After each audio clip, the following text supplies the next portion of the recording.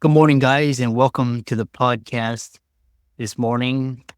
I've got Larry Onan with us today, and he is going to talk about all his journey. He does quite a number of business endeavors, and he's an entrepreneur and he's an influencer. And I think for the audience, it'll be a great addition, and I'm really happy to have him on the show. Larry, welcome. It's so good to be with you today, Chris. Thank you for inviting me. Yeah, so, briefly talk about yourself and your background and how you got started, and we'll dive right into it. My background goes back over 50 years because I retired 10 years ago. But prior to that time, I got into, after graduation from the University of Colorado, where everybody thought I was going to become an English teacher and specialize in theater arts and drama and all the kind of stuff that goes along with high school education. I went into nonprofit work, working with one of the largest Christian nonprofits in the world, and spent 20 years there, thinking I was going to get directly involved in what you might call a core ministry. But I really got involved in leadership. I became a major player in the fund development aspects of what that ministry did, and was very significantly involved in raising over $150 million in about a 10-year period of time. And then spent the following 30 years working with nonprofit organizations, helping them from a major donor level, if you'd call it, helping boards and leadership know how to effectively develop the resources that they need. And then when I retired, I continued to do some coaching. I help a number of nonprofits with governance issues and how they operate their governing system of their boards. I work with a lot of churches in that regard too, helping them change from a very antiquated old paradigm to a new one. And then, of course, I do writing. I'm involved with children's books. So there's all kinds of things. I discovered my life needs to keep right on going. No matter what you're doing, you need to be living it to the fullest. Yeah, what a one fantastic introduction. And, looking at you, you've done quite a number of, some great things, and you help clients become intentional in living so that they can experience purpose, fulfillment, abundance, contentment. We'll dive right into it and just, talk about just your journey, because you talk about one thing is I really love is this overarching view is purpose and fulfillment. And a lot of people are talking about like the hustle and the strategies to market and sell and make money and grow their career. But you actually talk about something totally different. And that's how can individuals identify their unique purpose and find fulfillment through intentional living and giving. Please expand upon that. What had happened to me, I got involved in fundraising. And Chris, fundraising is a very big thing out there. If you're in the political season today, you're being hit every single day 5 or 6 times. But when you look at fundraising, you're looking at an exchange going on. I'll do something for you if you do something for me. And so the whole culture of fundraising is not so much on the mission of an organization. It is just getting me to do what I want to do because you're going to give me something for it. For instance, if you're working with a children's hospital, you might get a blanket or a t-shirt as a result of your gift. If you're in the political realm, they're going to give you a mug. They're going to give you a hat. They're going to do something to say, if you do this, I'll do this. I was into that and I was successful in it. There's nothing wrong with that particular approach. But what it does do is it limits you on what you've always got to be doing is feeding the machine to get something else from those people. I discovered in an assignment that I'd had that there was maybe a better way to do that. And I dropped the word fundraising out of my vocabulary and I started talking about fund development, because development is helping people grow in steps and stages in growth in their own life. And I'm not after a person just to give them a mug or a hat. I want them to become partners. This is what a partner does. It joins hands, it owns the mission, it participates equally with both the person giving and the person implementing.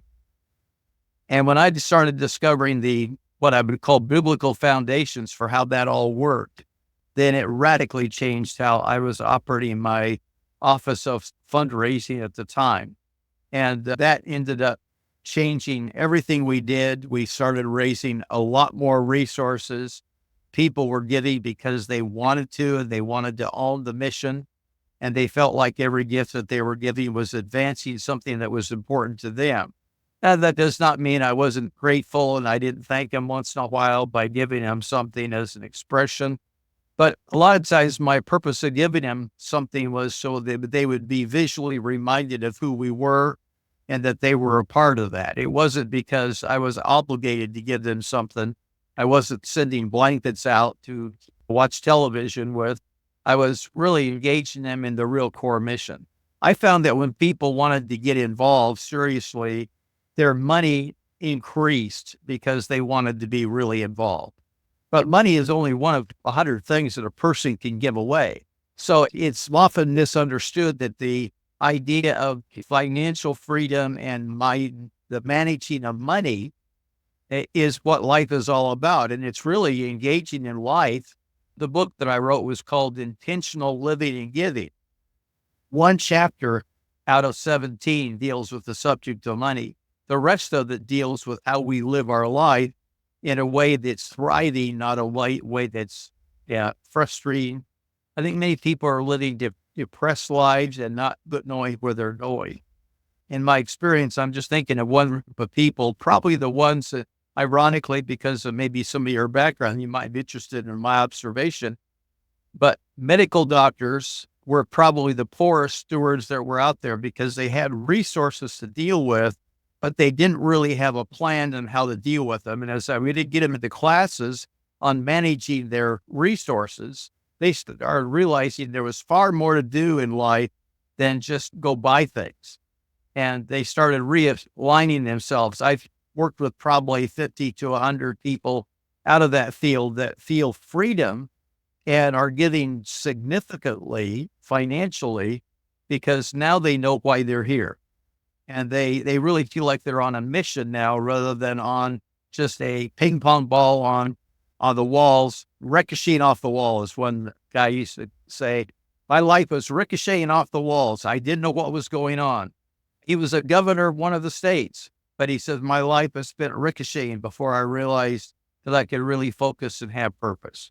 I really enjoyed that response because one thing that I've realized is once you're like focused and once you're very intentional in how you read where you direct your attention and your resources, there's like a whole new level. And I've seen that and I resonate with the doctor cohort because a lot of my clients are doctors. So I know how they think and behave and act. And sometimes their education and training gets in the way to real change. But a lot of the younger doctors now are a lot more open. So moving the conversation forward, I want to go and get experience and wisdom. I talk to individuals such as yourself, and when I want to see the future and where everything's going, I go talk to my nephew and niece. I see what they're doing, and in this world, I'm sure the world is vastly different from when you were growing up, and with just so much uncertainty, doubt, and fear. How do you cope with that? And even at me, as I grow older, I'm like, man, all this change. It's like it takes time to get up to speed and learn this stuff. And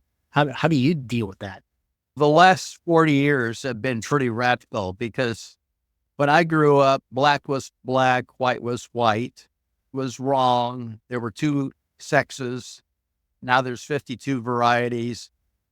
Everything has shifted. So what was upside is now downside. It's a chaotic little mess we live in. And while we live in a mess that also polarizes each other, that's what's unfortunate about it, is that at one time you could have a discussion and have a different opinion and still be friends. Now, if you have a different opinion, it's almost like you become an enemy of somebody and you can't have more dialogue. I've watched leaders that have really difficulty with their opinions that are so strong that they can't have a meaningful relationship with their family anymore because they're different. They're differing opinions between the family members. And that's a pretty sad way to live. And I would hate to go to Thanksgiving dinner with some of these people because it would be a miserable experience. What I think has happened, though, is that where we've got to keep our mind on the bigger picture is that there's a sovereignty of God in the middle of what we're talking about. And the sanity comes out of realizing there's a bigger purpose than just getting through another election or getting through another family dinner with somebody you really dislike. I've had people get very upset with relatives because they had an earring in their ear, or they're wearing their hair too long, or they have a goatee now, or whatever the issues may be. And life has got to be really built around more substance than that. So yeah, when I grew up and I was going through my season, I was at the University of Colorado, known as the party school of the nation. At the time I was there, great place to go. Was also known as the Harvard of the Rockies. So it had its two great opinions out there, but there was a real sense of truth that could be discussed and had. And in this day and age, that's almost impossible.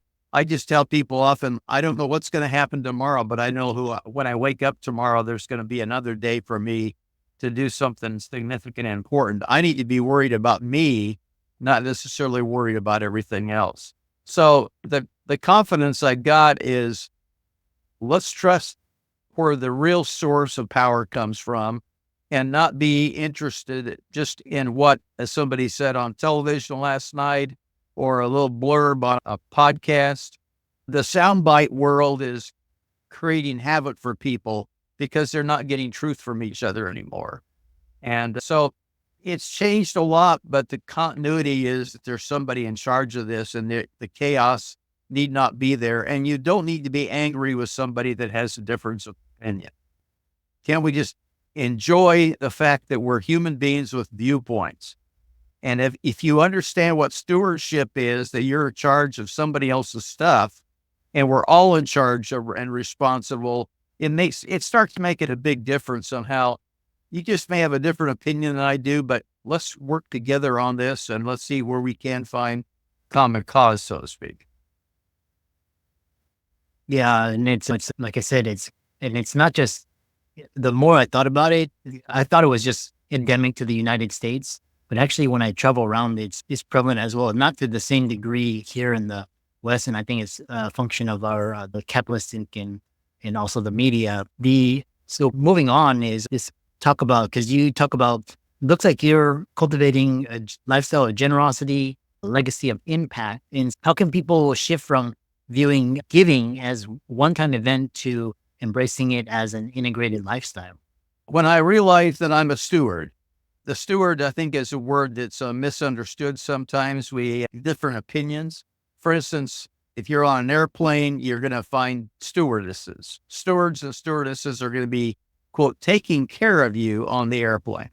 What they're really there for, it has to do with you, is to keep sanity within this machine that's owned by United or Delta or Northwest or Lufthansa or whatever it is. And they're hiring those people to keep passengers calm, cool, and collected. But they're doing it on behalf of the interest of the corporation, not because they just want to be nice to you. A steward is somebody that's in charge of the affairs of somebody else. In other words, the designation, the responsibilities passed on to that individual, and they're counting on the steward to keep that plane sane while the pilots are doing their job up front.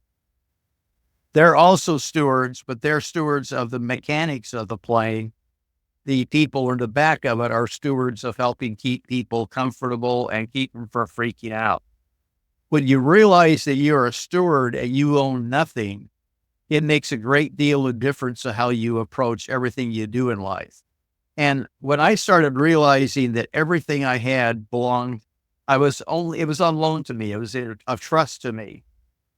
I need to be wise in how I use that, because I'm held responsible for doing a good job.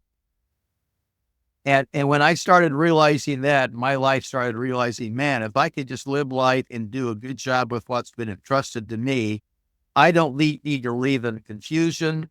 I don't need to live with a sense of what am I going to do next, or make impulsive decisions. Those are not necessary, because you've got purpose behind what you're doing. And I started helping people realize their purpose for here was bigger than just themselves. And in my experience over the last 30 years, my wife and I have probably run 150 to 200 people through courses on how to be good managers of money, as an example. But it's not about money. It's about their whole life that we're helping them get their act together on. Now, we also teach techniques of how they can get the most out of their money, But that becomes as a result of saying, okay, I've got to manage this well. A steward also is one that is not just giving away something and losing it. They need to be responsible and seeing how it's spent.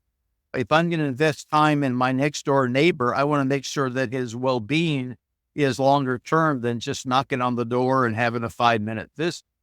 So there is a part of me that needs to say everything I do needs to be looking into what I can give to the other person to help him be a thriver rather than a defeater. And it's a lifestyle approach to things we're talking about here. And in my book, I created the coined phrase of the authorized wealth distributor. And that's what I consider myself to be, and what you might be, Chris, is one that is authorized to give away the resources that's been entrusted to you to other people to make their lives better. And so it could be just putting down your phone and looking at somebody and listening with your eyes focused on them, giving them attention that you really care for them. I think it's so sad in our culture. So many people never look at each other. Have you been in, say, restaurants when people aren't talking, but they're texting each other across the table? We got to the point that we have no real contact with each other than through a device. And life is much more than that. It's people to people, helping people. In my philosophy, it's God to people and then people to people. And if we're all doing that together, we all thrive together. If we're not doing that, somebody is on the short end of the stick and feeling the pain. Somebody is feeling inadequate, but nobody needs to feel that way if you're going to be doing the right job of helping them. Those words were very heartfelt and leaving a legacy. And it's these smartphones are we're more connected, but we're more disconnected, as Tony Robbins has said, in this epidemic of loneliness and just people afraid to get in the relationship, staying single, and not getting married and not having kids. The next question. People are quite miserable as a result of our technology, which we would think would help us become more connected. That was the intention behind it. The next question I have for you is you've lived through significant challenging times in the 70s, you lived through the 90s, especially the 2000s, man, that's just, I lived through the 2000s. I thought that was challenging, but what do you suggest to people, how they approach hardships to grow in faith and resilience? I know, especially when it comes to things like the media and politicians and just your inherent sense of trust in how you view leaders, it's just eroded, and just the way I view leaders is just they're corrupt and morally unscrupulous and just greedy. And so how do you grow through all of that? When I was growing up, there was a degree of trust that you had. They would call it the handshake. My dad was of that particular generation. If you shook hands, you believed in each other, that's all it took. When I was in college, one of our presidents was assassinated, John F. Kennedy. And I was in college going to my studies at the time, and that was a radical change. Later on, Martin Luther King was killed. Of course, his brother was assassinated as well, Kennedy's brother.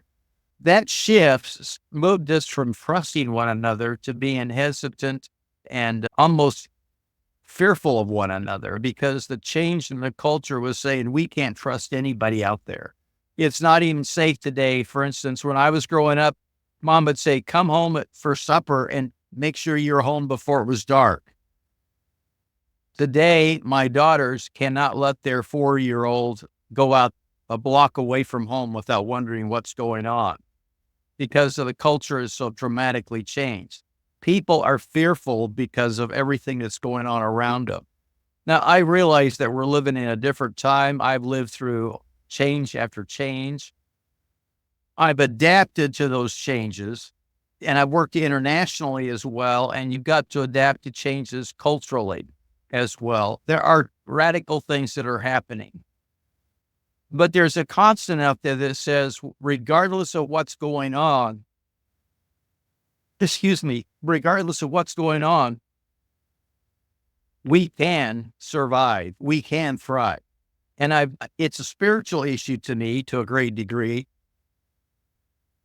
but it's also a degree of realizing that I can have a relationship with somebody that I was maybe fearful of having. I was not raised in the drug culture as an example, but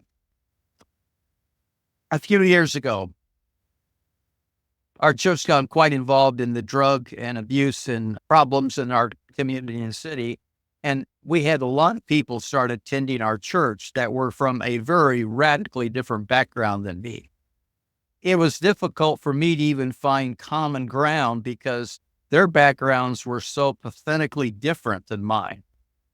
And yet I found out that when I could sit down and have dialogue and start to interact and help that person, I found that they were exactly the same person that I was.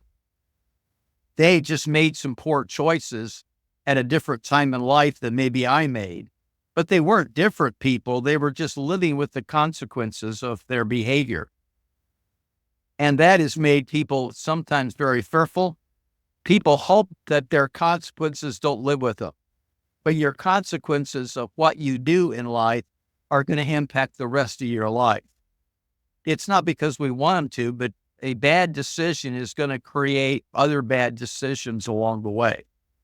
And so can we help each other eliminate those bad decisions, get over the bumps, recognize there was a bad decision, in a sense, repent from what that did, and realize that now today my health may be poor for the rest of my life because of the way I ate for the first 20 years of my life.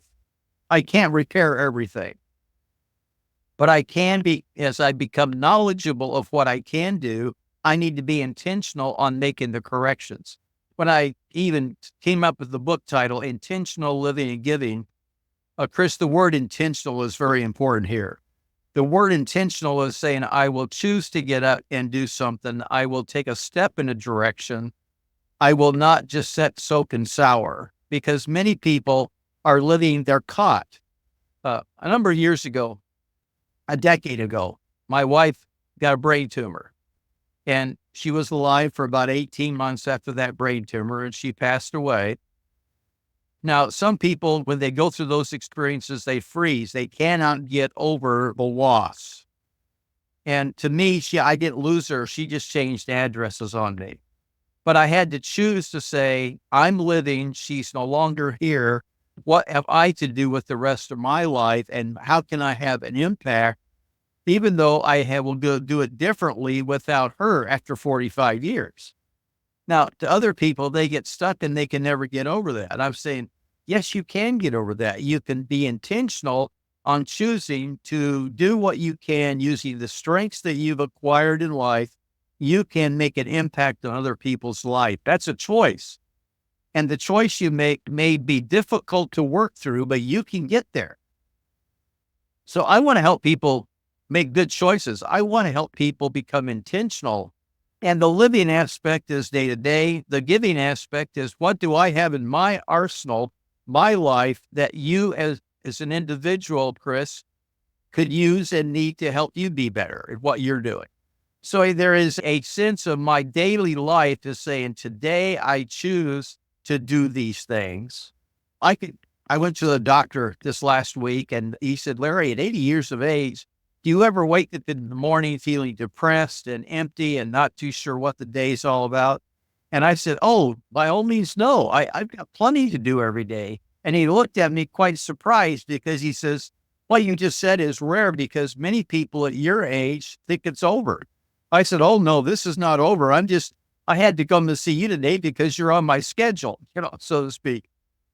Those are choices that we make to be intentional. You don't become intentional unless you decide you want to be intentional. But you can end up being in the old bumper cars in the carnival and just be hitting one another back and forth without any sense of direction. And that would be unintentional thinking. And I want people to be intentional. I want to help you become all that you should be. So I see it very important to be intentional and to go for every day. I think I've survived changes of life. Life is full of every day. I thought about writing a book called The Curve, because I think we think the life is a straight line. We go from pillar to post one step at a time. Life is not a straight line. Life is full of curves, and we grow as we hit diversity. Can you accept the diversity and grow from that experience, whether it's a death or being fired from a job or breaking a leg or whatever it is. What can you do to grow from that experience? Because those experiences are going to help you become a better person if you choose to maximize the experience that you had there. We ran over time, but tell people briefly how they can find you and follow you. And I really enjoyed this conversation and keep up Oh, the yes. good. If they're wanting to get a hold of the book, they can go to Intentional Living and Giving. You can buy it in Barnes & Noble. You can buy it at Amazon, Books A Million, any place books are sold. And if you're wanting to connect with me personally, it's just larryonan.com. You can find the book there, other things there. I blog over there periodically. I'm glad to interact with people. I want to help people thrive. So I would love to hear from your audience, hear from people. I would like to see them get a hold of the book and realize there is a way out of their confusion, and it can be a joyful, abundant, intentional life, Chris. So I look forward to that. And keep up the great work. Well, thank you very much, Chris, for inviting me on today. I appreciate that. Have a blessed day.